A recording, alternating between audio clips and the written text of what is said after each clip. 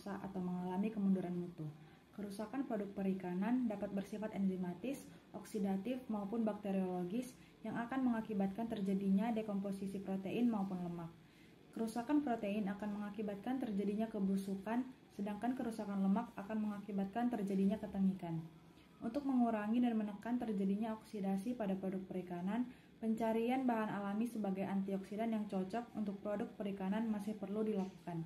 Bahan alami yang berpotensi sebagai antioksidan adalah daun jambu biji. Daun jambu biji mengandung senyawa tanin, fenol, flavonoid, kuinon, dan steroid yang mempunyai daya hambat terhadap oksidasi lipid. Tujuan dari pengawetan yaitu untuk menghambat atau mencegah terjadinya kerusakan, mempertahankan mutu, serta menghindari terjadinya keracunan dan mempermudah penanganan serta penyimpanan dari suatu produk. Zat pengawet secara umum digolongkan menjadi dua, yaitu pengawet sintetik dan juga pengawet alami.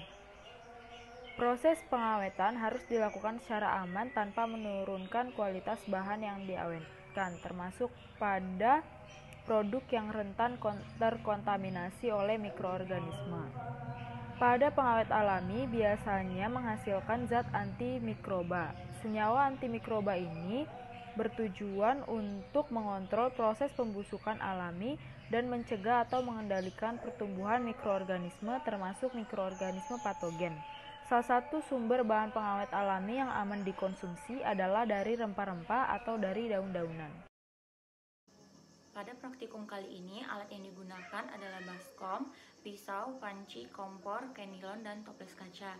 Sedangkan untuk bahan yang digunakan ada ikan patin sebanyak 700 gram, daun jambu biji sebanyak 4-5 lembar, dan air. Praktikum kali ini menggunakan dua prosedur. Yang pertama adalah pembuatan ekstrak daun jambu biji, di mana langkah yang harus dilakukan pertama, dibersihkan daun jambu biji. Kemudian direbus daun jambu biji dalam air dengan perbandingan jambu banding air sebanyak 1:4 selama 4 jam. Setelah 4 jam, air rebusan daun kemudian didinginkan pada suhu ruang. Selanjutnya disaring dengan kain nilon. Setelah itu, ampas daun jambu biji dibilas dengan air, kemudian disaring kembali dan ditambahkan ke dalam ekstrak penyaringan pertama. Lalu dimasukkan ke dalam toples kaca dan disimpan pada suhu 4 derajat Celcius. Untuk prosedur yang kedua yaitu pemberian perlakuan terhadap ikan patin. Yang pertama, dibersihkan ikan patin dengan dibuang kepala dan isi perutnya, kemudian ditiriskan. Diletakkan di bak plastik dan dibiarkan pada suhu ruang selama 6 jam. Setelah itu, direndam ikan dalam larutan garam 30% yang mengandung ekstrak daun jambu biji dengan konsentrasi 6% selama 48 jam dengan larutan yang digunakan yaitu 1:2. Selanjutnya, ikan dicuci, ditiriskan, dan dibelah berbentuk butterfly. Dikeringkan di bawah sinar matahari, kemudian dikemas dalam toples kaca dan disimpan pada suhu ruang. Setelah itu diamati perubahan organoleptik pada hari pertama, ketiga, dan ketujuh. Lalu dilakukan pengambilan gambar dan dicatat hasil pengamatannya.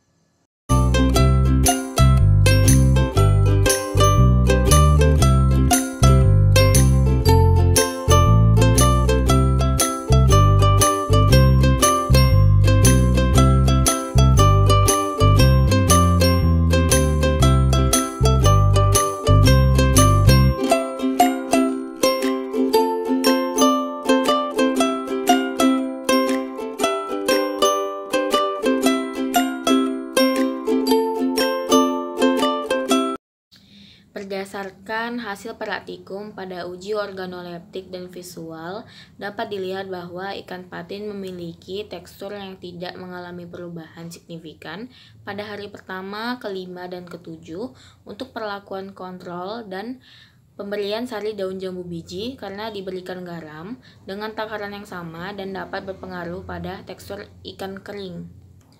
Selanjutnya, ikan patin mengalami perubahan warna pada penyimpanan hari ketujuh. Pada perlakuan kontrol, yaitu warna khas ikan kering menjadi warna khas ikan kering dan ada bintik putih pada permukaan ikan yang menunjukkan kerusakan karena mikroba dan fungi.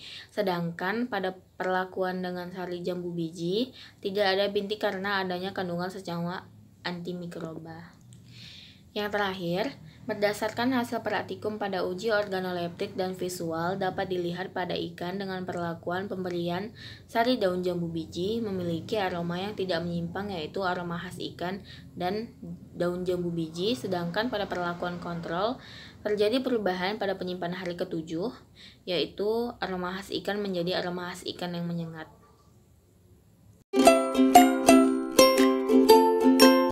Kesimpulannya yaitu berdasarkan percobaan yang telah dilakukan, didapatkan hasil bahwa warna yang dihasilkan ikan patin pada penyimpanan hari pertama hingga hari ke-5 masih sama, yaitu warna khas ikan kering.